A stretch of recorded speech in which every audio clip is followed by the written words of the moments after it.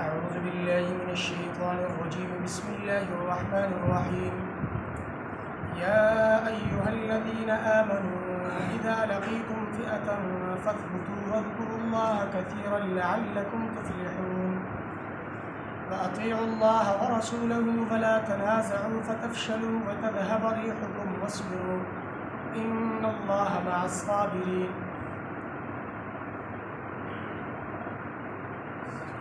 دینه مخکې د جهاد سره متعلق پنځه قوانین ذکر شوي او بیا هغې نه وروستو د تقوا او د عدم تقوا اثرات ذکر شوي، د جهاد حکمت او دعوت جهاد ذکر شوله، قتال فی سبیل الله، د مال غنیمت د تقسیم ذکر، اوس د جهاد شپږم قانون ذکر کیږي او په دې کې شپږ امور بیانېږي. قانون د جهاد دا دی چې کله تاسو یو ډلې سره ملاقات کوئ د جهاد دپاره د جنگ دپاره، تاسو د الله د دین دپاره جنګېږئ او یو ډلې سره مقابل شئ، کافر دي مشرکین دي، نو بیا د یو څو خبرو خیال او لحاظ ساتئ. دلته کې یو لفظ راغی لقیتو، چې کله ملاقات کوئ او عام طور سره د دې لقیتو نه مراد دا ملاقات د جنگ دی، د جهاد، او فئتن ډله ذکر شوله خو ورسره د کفارو ذکر ونه شو. نو دینه دا معلومه شوله چې مسلمان به مسلمان سره نه جنګېږي، که مسلمان جنګېږي نو کافر سره به جنګېږي د الله د دین لپاره. او حدیث کې راځي المسلم اخو المسلم، مسلمان خو د مسلمان ورور دی، نو ورور به ورور سره نه جنګېږي. انما المؤمنون اخوة، مؤمنان چې دي دا ورونه دي، نو مسلمان به کافر سره جنګېږي د الله د دین د سربلندۍ لپاره او د توحید د قائمولو لپاره چې د الله یووالی قایم شي، هر طرف ته د الله توحید او د الله یووالی دا خلق ومني او شرک ختم شي، فتنه ختم شي.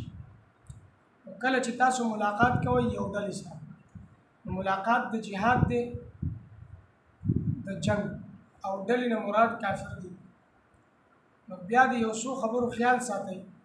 اول فثبتو، کلک شئ، مضبوط شئ، خپل زړه کلک کړئ. داسې نه ده چې میدان جهاد ته ته کوشېږي او په زړه کې ته یېرېږي، په زړه کې بزدلی او په زړه کې د کمزوري ده، میدان جهاد ته کوشېږي نو ستا دا بدن بیا ستا مرګتیا نه کوي. چې کله زړه کلک او مضبوط وي نو د انسان بدن دا هم کلک او مضبوط وي، چې کله زړه کمزوری وي نو د انسان دا بدن هم بیا کمزوری وي. چې میدان جهاد ته کوشېږي فثبتو، مضبوط شه او کلک شه، ثابت قدم شه. دویم واذکروا الله کثیرا لعلکم تفلحون، الله یادوه ډېر ډېر، ذکر کوه، د الله ذکر کوه، الله یادوه، الله نه مدد غواړه، الله نه فتح غواړه، نصرت طلب کوه او الله یادوه، تسبیح کوه، سبحان الله، تحمید کوه، الحمدلله، تکبیر ویا الله اکبر، تهلیل ویا لا اله الا الله، لا حول ولا قوة الا بالله، استغفار ویا، درود شریف ویا. دا ذکر دی، ذکر کوه، ډېر ډېر ذکر کوه، لعلکم تفلحون، بیا به کامیاب شي. فاطیعوا الله ورسوله فلا تنازعوا، دریم امر دی چې د الله او د الله د رسول اطاعت کوه، حکم منه د الله او د الله د رسول، خلاف ورزي مه کوه. چې کله ته د الله او د الله د رسول حکم منې نو ته به په جهاد کې فتح غلبه بیا مومي، تا ته به نصرت حاصل شي، مدد به حاصل شي.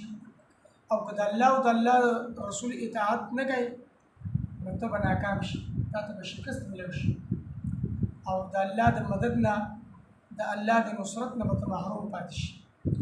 ولا تنازعوا آپس کې تنازع مه کوئ، مخالفت مه کوئ، اختلافات مه پیدا کوئ.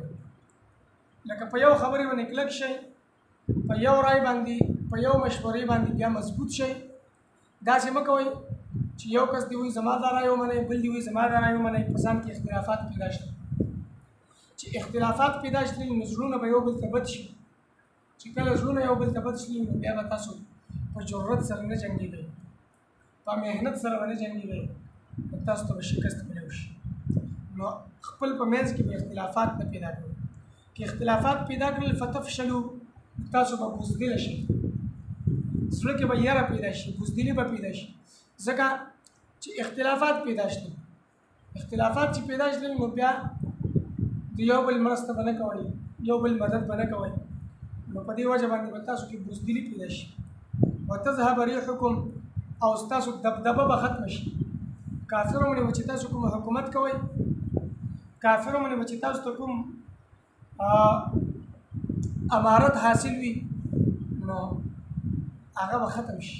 کافرو باندې ستاسو کوم روب او دبدبه به تاسو ته حاصل وي هغه به ختم شي. ځکه چې تاسو به ټوکړي ټوکړي شئ، لږ لږ به شئ.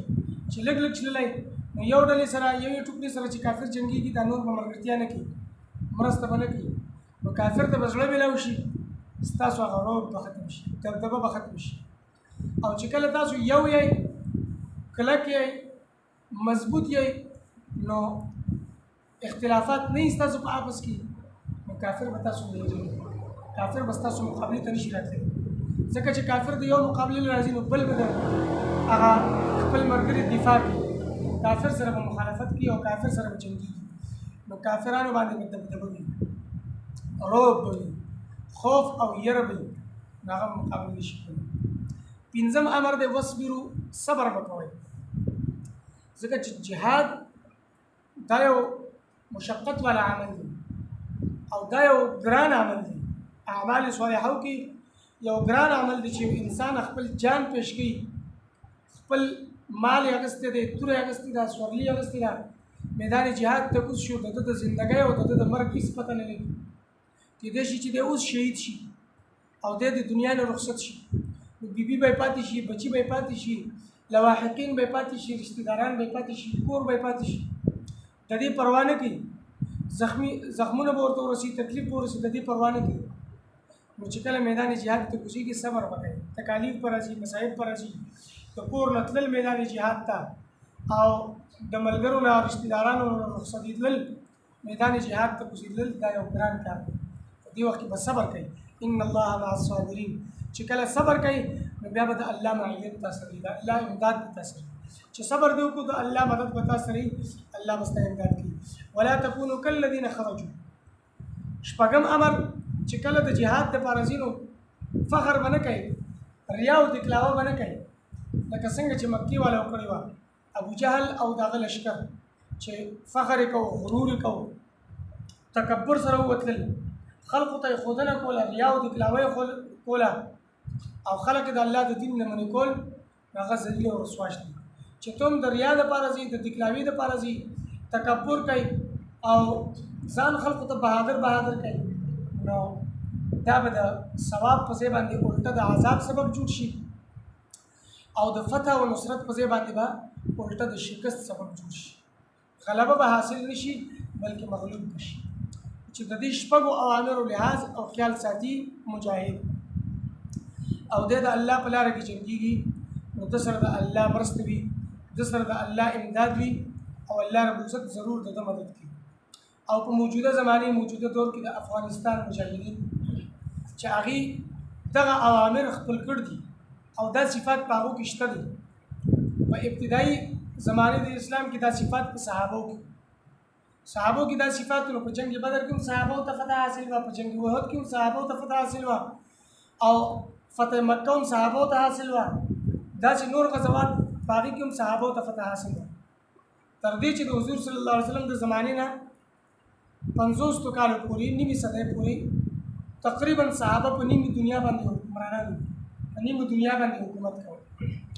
او اوس 30 کاله تقریبا وشول چې مختلف ممالک یو ځای شول، سپر پاور اټمی طاقت ورسره دی، وسایل ورسره دي، اسلحه ورسره ده، اسباب ورسره دي، او هغه مجاهدین هغه طالبان چې هغه سره نه وسایل شته دي، نه اسباب شته دي، نه ورسره اټمی طاقت شته دي، او نه ورسره جدید اسلحه او آلات شته دي، خو صرف د الله نوم دی ورسره، د الله دین دی ورسره، او د الله اطاعت او تابعداري کوي.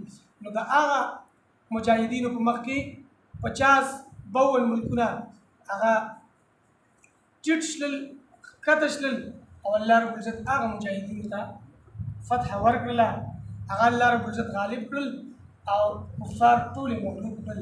چې کفار یو ځای شوي او کلک شوي وو، لیکن چونکې مجاهدینو کې دا صفات وو چې کلک او مضبوط وو، میدان جهاد یې پرېنښه او الله یې یادو، د الله ذکر یې کوو، د الله او د الله د رسول اطاعت یې کوو، په آپس کې یو اختلافات په آپس کې پیدا نه کړل، او صبر یې کوو. مصائب راغلل، تکلیفات راغلل، او ډېر ملګري شهیدان شول، خو په دې باندې صبر وکړو او جنګېدل د الله د رضا دپاره. الله تبارک وتعالی د فتوحات او لارې ورته کلاوې کړلې، او الله رب العزت ورله فتوحات ورکړل. یا ایها الذین آمنوا ای ایمان والو، اذا لقیتم فئة کله چې تاسو ملاقات کوئ یو ډلې سره، فاثبتوا واذکروا الله کثیرا لعلکم، کلک شئ او یادوئ الله رب العزت لره ډېر ډېر، لعلکم تفلحون، دې دپاره چې تاسو کامیاب شئ. واطیعوا الله ورسوله، د الله اطاعت کوئ او د الله د رسول اطاعت کوئ. ولا تنازعوا، او په آپس کې اختلافات مه کوئ. فتفشلوا، تاسو به بزدله شئ. وتذهب ريحكم، او لاړه به شي دبس تاسو. واصبروا، او صبر کوئ. ان الله مع الصابرین، بشک الله رب العزت صبر کوونکو سره دی. ولا تکونوا، او مکې گئے تاسو کالذین پشان د هغه کسانو خرجو چې وتلي من دیارهم د خپل کورونو نه، بطرا په تکبر او فخر سره، غرور سره، ورئاء الناس، او د پاره د ښودنې د خلقو، ویصدون، او منکې خلق عن سبیل الله، د الله د دین نه، د الله د لارې نه. والله بما یعملون محیط، او الله رب العزت د هغې د عملونو احاطه کوونکی دی، ګیره اچوونکی.